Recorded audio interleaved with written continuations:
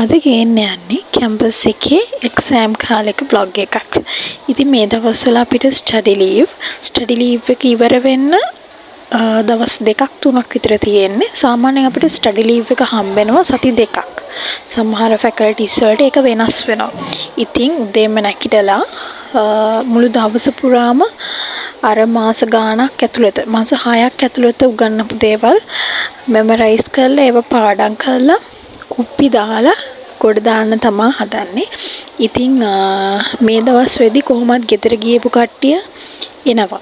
දවස් 2ක් විතර තියලා කොහොමත් එනවනේ. ඉතින් එතකොට අපිට ගොඩක් කෑම හම්බ වෙනවා ගෙදරින් හම්බ වෙන.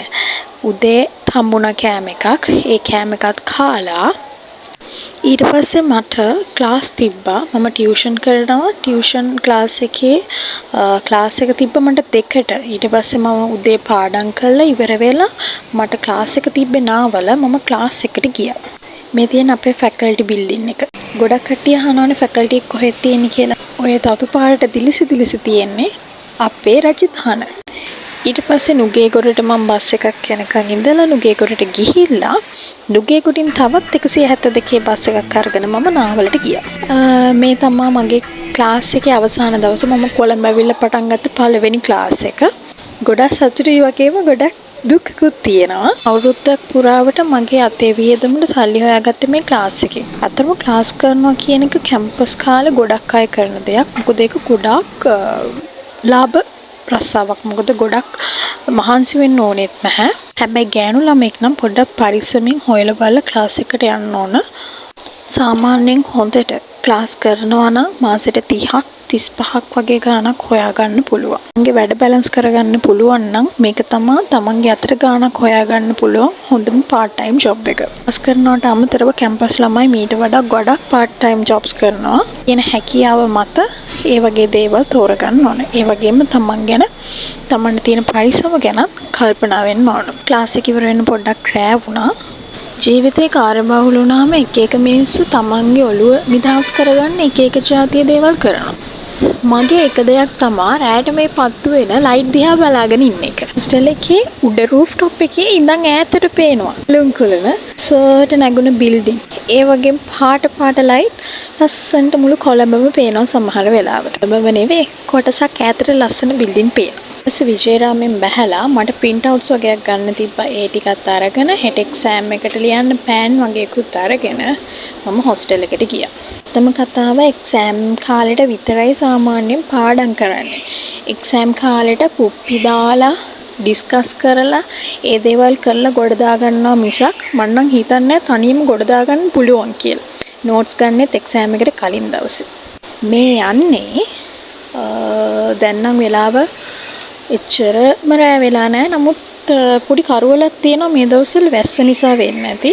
අපේ හොස්ටල් එකට යන පාර මාර්ම ලස්සනයි. රෑට ලයිට් දාලා ග්‍රවුන්ඩ් එක මේ තියෙන්නේ. උඩ ග්‍රවුන්ඩ් එක තව පල්ලෙහා ග්‍රවුන්ඩ් එකක් තියෙනවා.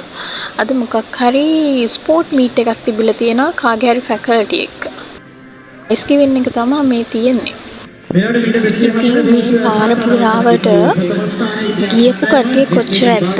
ඒ ගියපු කට්ටියගේ මතකයේ මේ පාර පුරාවට තියෙනවා කියලා මම දන්නවා. මේ යන කට්ටිය කොච්චර ඇද්ද? ඉන්ටර්න් ගිහින් යන කට්ටිය, ඊට පස්සේ part time job කරලා යන කට්ටිය, ඊට පස්සේ තමන්ගේ ආදරවන්තයා හම්බෙලා යන කට්ටිය, ගොඩක් කට්ටිය ඉන්නවා. ඒ වගේම මම දන්නවා මේ පාරේ යන්න බලාපොරොත්තුෙන් ඉන්න කට්ටියත් ගොඩක් ඉන්නවා කියලා. ඔය ඇතෙන් පේන්නේ හොස්ටල් එක අපේ. ඔතන හොස්ටල් දෙකක් තියෙනවා. විමලා සිල්වා හොස්ටල් එකයි පීරතන හොස්ටල් එක. ගොඩක් දැකලා තියෙනවා ගොඩක් ගෑනු ළමයි තමන්ගේ ගමනක් යන්න කලින් ලෙක්චර් එකක් හරි මොකක්ම හරි ගමනක් යන්න කලින් මෙතන තියෙන බුදුමැදුරට වැඳලා යන්නේ. ඉන් ආවහමත් වැඳලා තමයි යන්නේ. ගමෙන් ආවට පස්සේ හිත තමයි තමන්ට තියෙන එකම හයිය. හොස්ටල් එකට ආවා රූම් එක හොයාගෙන යන්නේ. මම කීවනේ ගෙවල් වලින් මේ දවස්වල එනවා කියලා උදේ කෑම එකක් හම්බුණා. දැන් රෑටත් කෑම එකක් හම්බුණා. ඉතින් කෑම එකක් හම්බෙනවා කියන්නේ දිව්‍ය භෝජන වගේ තමයි. කිලෝමීටර් 200ක් දුරින් ආවත් අම්මා තඩිපත් එකක් බෙදලා තමයි එවන්නේ. දැන් ආයෙම උදේ කන්ටිනියු කරපු කුප්පිය රෑ වෙලත් කරගෙන යනවා. හොඳටම පාඩම් කරපු කීප දෙනෙක් කියලා දෙනවා. අපි අතර කිසිම තරගයක් නැහැ. නැහැ කියන්නේ තියෙන්නත් ඕන. මෙයාව පරාද කරන්න ඕනි කියලා දෙයක් නැහැ. දන්න දේ අනිවාර්යයෙන්ම කියලා දෙනවා හංගන්නේ නැතුව. කරන තරමට තමන්ට මතක හිටින ප්‍රමාණයත් වැඩි. මේ පාඩම් කරලා එක්සෑම් එකට යන දවසට වඩා කට්ටියත් එක්ක කුප්පියක් දාලා පාඩම් කරලා යන දවසට කොහොමත් ලකුණු වැඩි. මේ තියෙන්නේ පහුවදා උදේ ඉඳන්ම කුප්පිය පටන් ගත්තා. මොකද මට ක්ලාස් තිබ්බෙත් නැහැ. මේ දවස්වල නම් හයියෙන් වහිනවා. පොලිය තියෙන්නේ ෆුඩ් එක ඩිරෙක්ට් කන්ටැක්ට් එක පොලිය තියෙන්නේ ගත්තාම ඒකේ කරන්නේ සීලින් liquid and prevent it from leaking.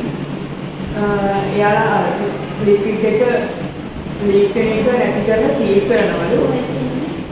මේ උදේට බත් කාලා ඊට පස්සේ දවල්ට කෑවේ නෑ. හවසට ආයෙම කැන්ටින් එකට ගිහිල්ලා රෝස් පාන් හොදි එක කෑවා. පාන් එකක් 50යි හොදිත් එක්ක 30යි.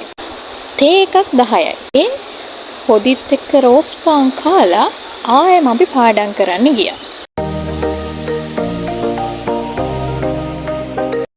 ලක් එක කියන්නේ අපිට රැට කප් කේක් හම්බුණා.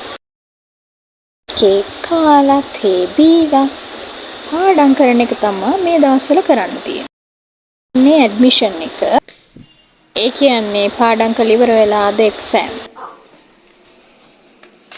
මේ එක්සෑම් හෝල් එකට යන ගමන් ළමයි මං ක්ලාස් කරන ළමයි මගෙන් අහන දෙයක් තමයි කැම්පස් එකේ කොයි වගේද කැම්පස් එකේ ෆැසිලිටිස් මොන වගේද ප්‍රයිවට් කැම්පස් තරම්ම ෆැසිලිටිස් තියනවද ඕගොල්ලන්ට කොස් මොන වගේද AC කළා තියෙන්නේ මේ තියෙන්නේ එක බිල්ඩින් එකක් ඒක සමහර වෙලාවට එක එක ෆැකල්ටිස් වලට තියෙන පහසුකම් එක එක විදිහ වෙන්න පුළුවන් අලුතෙන් හදපු ෆැකල්ටි එකකට සමහර වෙලාවට ෆැසිලිටිස් අලුතෙන්ම හදපු නිසා නැති වෙන්න පුළුවන් බිල්ඩින් එක නම් ෂෙයාර්ඩ් බිල්ඩින් එකක් මේ බිල්ඩින් එකේ ගොඩක් ෆැසිලිටිස් තියෙනවා. ගොඩක් ළමයි ඉන්නවා මේකේ එක එක ෆැකල්ටිස් වල.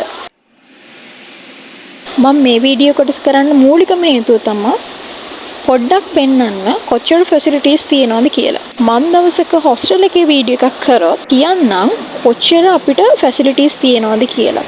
මේ එක්සෑම් එකට සුළු මොහොතකට පෙර. එක්සෑම් එක වීඩියෝ කරන්න විදියක් තිබ්බේ නෑ. ඉතින් තව වීඩියෝ එකකින් හම්බෙමු තවත් දවසක විස්තර අරගෙන. Bye.